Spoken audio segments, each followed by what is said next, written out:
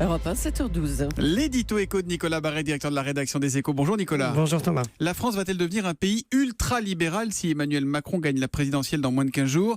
C'est ce dont l'accuse Marine Le Pen et c'est ce que pensent beaucoup d'électeurs de Jean-Luc Mélenchon, Nicolas. Oui, il y a deux mots qui font peur, deux mots épouvantails qui sont omniprésents dans notre débat public, des mots qui à force d'être brandis apparaissent comme des vérités, c'est ultra-libéral et austérité. La France serait plongée dans l'austérité depuis des années et Macron, on disait la même chose de François Fillon, avec Macron, elle deviendrait, comble de malheur, ultra-libérale. Or, ce sont franchement deux contre-vérités absolues. Comment cela? Expliquez-nous. L'austérité d'abord, quand un pays a des comptes publics déficitaires, vous savez, c'est le contraire de l'austérité. Le déficit, c'est de l'argent public injecté dans l'économie. Or, en France, ça fait depuis 1973 que nous sommes constamment en déficit. Donc on pourrait dire que depuis 44 ans, nous ne souffrons pas d'austérité, mais du contraire, d'où notre dette faramineuse. Et puis l'autre légende, c'est la France ultralibérale. Le moins qu'on puisse dire, c'est que ça ne risque pas d'arriver de sitôt.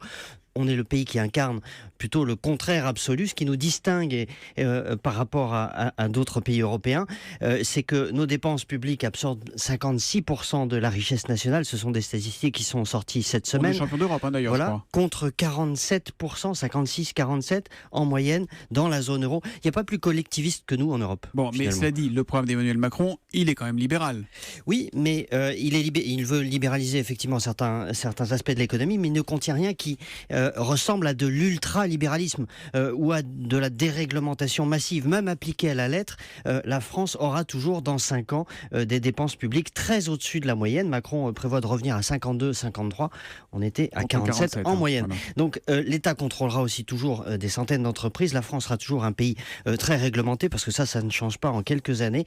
Vous voyez bien que la menace ultra-libérale brandie par Madame Le Pen, c'est surtout un fantôme destiné à faire peur. Voilà, donc remise en perspective des programmes économiques signé Nicolas Barret. Merci, à demain Nicolas. À demain.